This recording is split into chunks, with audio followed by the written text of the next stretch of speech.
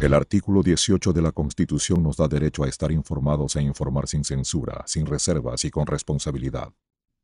La investigación periodística nos permite encontrar evidencias para sacar a la luz verdades ocultas. Nuestra misión es presentar esas evidencias porque las evidencias nunca mienten. Muy buenas noches, amigos televidentes. Bienvenidos a Artículo 18, donde solo cuentan las evidencias. Para este programa hemos preparado dos temas interesantes. El primero sobre la deuda oculta en Petroecuador, presentado por nuestro periodista invitado Javier Montenegro. Y como segundo tema de la noche, el Santo Prepucio y la polémica que enfrentó la libertad artística y la libertad de expresión junto con la libertad de culto. Empezamos. Los recursos generados por la venta de petróleo siempre han sido la cuota más importante del presupuesto del Estado ecuatoriano. Para el gobierno anterior, los precios altos del barril de crudo significaron grandes ingresos que permitieron costear durante los primeros años una gigantesca inversión pública. Sin embargo, tras la caída del precio del crudo surgieron algunas irregularidades que derivaron en la formación de una deuda oculta en Petroecuador. Para desarrollar este tema hemos invitado al periodista Javier Montenegro. Gracias por la invitación. Durante la administración del expresidente Rafael Correa, la empresa pública Petroecuador se convirtió en la caja chica, o más bien grande, del gobierno. Las preventas de crudo a tres empresas asiáticas, Petrochina, Unipec y Petrotailandia, comprometieron 1.109 millones de barriles de petróleo y consiguieron cerca de 15.000 millones de dólares en préstamos, a tasas altas y condiciones perjudiciales para el Ecuador. El manejo cuestionable de la economía en el gobierno anterior tuvo uno de sus puntos cúspide en 2014. El Ministerio de Finanzas dispuso que Petroecuador se endeude con organismos y bancos para financiar las obras del buen vivir. Ambas entidades públicas firmaron, el 3 de diciembre de ese año, un convenio interinstitucional. Fausto Herrera, entonces titular de Finanzas, estableció el acuerdo con el ahora sentenciado Marco Calvo Piña. Él figuraba como gerente general de la petrolera. Obligar a que Petroecuador busque dinero para el gasto del gobierno de Correa es calificado como una ilegalidad por los asambleístas de oposición. Ellos sustentan sus críticas al documento en la ley.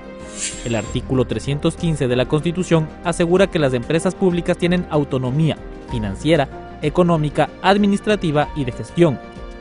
El convenio altera esa disposición porque dispone que Finanzas decida los movimientos de Petroecuador. Homero Castañer, asambleísta de Cañar por Creo, comentó que el convenio deberá ser sujeto de fiscalización. Él presentó el 15 de enero un pedido para que la Comisión de Fiscalización de la Asamblea Nacional llame al gerente general de Petroecuador, Carlos Tejada, y a los ministros del ramo para que expliquen el alcance del documento firmado en el régimen de Rafael Correa. Existen 9 contratos de preventa petrolera, los cuales suman más de 14.000 millones de dólares. Y fueron contratos que fueron hechos sin estudios, sin respaldos. No existen audios ni grabaciones de las decisiones de los directorios y en donde se manejaron las finanzas públicas como una tienda de barrio. Como una tienda de barrio grave porque el único que podía adquirir la deuda a nombre del Estado ecuatoriano es el Comité de Deuda, que está formado por el Presidente de la República, el SEMPLADES y el Ministerio de Finanzas. La respuesta de las autoridades que serán convocadas es que el convenio y las preventas pudieron ser no adecuadas para el país. Anunciaron además que serán renegociadas porque las condiciones, tasas, plazos y características no fueron fijadas por Petroecuador, sino por el Ministerio de Finanzas. Nosotros continuaremos con la negociación y buscando mejores alternativas para los contratos que nosotros tenemos con Petrochina, con Unipec, con Petrotailandia. Esas conversaciones no se han suspendido. Yo puedo decirles que el día de hoy recibí una comunicación por parte de Petrotailandia. Tenemos una comunicación recibida por Unipec, que es subsidiaria de Sinopec. Estas comunicaciones simplemente lo que están diciendo es que quieren resolver las diferencias. No ha habido un acuerdo todavía con estas empresas, simplemente hemos abierto la puerta para sentarnos a revisar. Pero el convenio no es el único problema del manejo petrolero de la última década. Hay por lo menos 4 alarmas graves: el volumen, el precio, las reglas chinas y las refinerías. Y de estas alarmas que menciona Javier, llama la atención las condiciones aceptadas. Por ejemplo, que se hayan comprometido bienes con los que aún no se contaban. Algo que sería como prometer pagar una deuda con un trabajo o con el salario de un trabajo en el que todavía no ha sido contratado.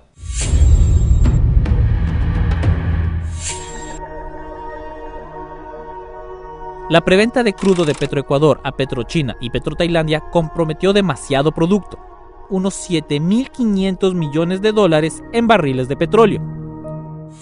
Esto es una infamia, mandarle a endeudar a Petroecuador y decir deme el dinero y ustedes verán cómo pagan, en otras palabras. Eso es lo que ha sucedido. Y en el informe de Contraloría justamente dice, porque el ministro de Finanzas se respalda y dice esto está auditado, está controlado por nosotros. El ministro de Finanzas el 26 de noviembre del 2016 dice que la negociación de los términos y condiciones es responsabilidad exclusiva de Petroecuador. Gran lavada de manos. Sí. ¿Para qué? Porque ellos saben de lo gravísimo, de lo ilegal. Y hay algo importante. Ellos no le hacen aparecer esto como deuda pública. Le hacen aparecer como venta de petróleo, preventa de petróleo. Pero es una deuda adquirida porque tenemos que pagar.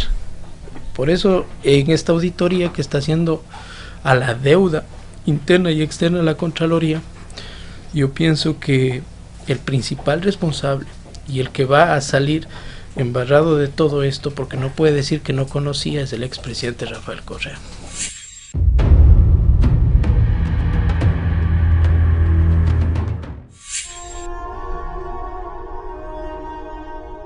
Los más de 1.109 millones de barriles de petróleo que prevendió Ecuador en el gobierno anterior no se pagan con el precio de mercado. China y Ecuador decidieron el precio de cada barril en una oficina, con una fórmula que reduce drásticamente el costo. En algunos contratos, el crudo ecuatoriano se vende hasta $7 más barato que en el mercado normal. Para calcular el costo del transporte, que es parte de los insumos para fijar el precio facturado por Ecuador, los compradores exigieron que se tome como referencia a los buques Panamax, embarcaciones con capacidades limitadas y por tanto con precios más altos. Pese a la referencia solicitada, Petrochina y Petrotailandia utilizaron buques de mayor capacidad. Eso abarató el precio, pero la reducción no se trasladó al flete facturado. La afectación, solo de enero de 2016 a julio de 2017, fue de unos 87 millones de dólares en contra del Ecuador. El 7 de diciembre, la empresa pública Flota Petrolera Ecuatoriana, Flopec, entregó, por solicitud de la Contraloría General del Estado, un oficio con los valores reales de los embarques. La Contraloría pidió una explicación a Petroecuador, pero no obtuvo respuesta. Artículo 18 consultó a Petroecuador al respecto y esto fue lo que nos contestó. Es importante tener claro y en cuenta que no hay un precio fijado y estático con las compañías compradoras. La fórmula es de tal naturaleza que realiza una indexación diaria con respecto al WTI y otros indicadores del mercado, por lo que cada día el precio varía y no existe un diferencial determinado o fijo. Es aventurado y especulativo afirmar que existe un diferencial en favor o en contra determinado.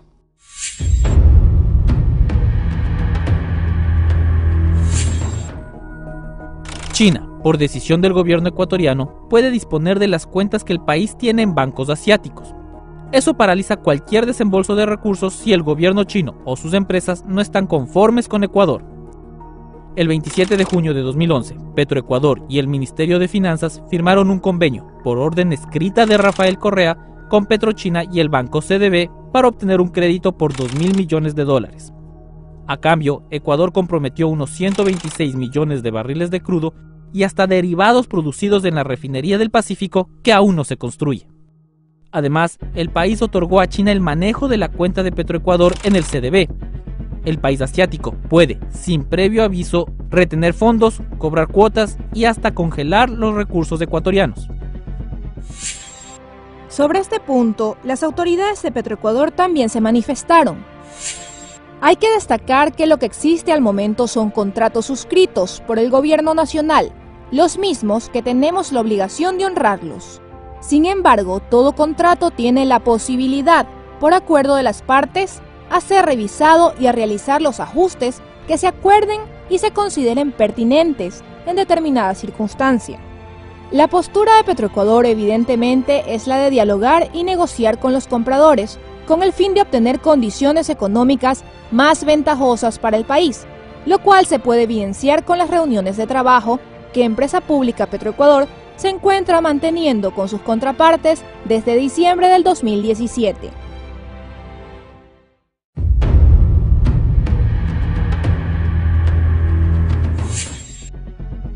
Las continuas paras de la refinería de Esmeraldas se mantienen pese a la supuesta repotenciación que hizo el gobierno anterior.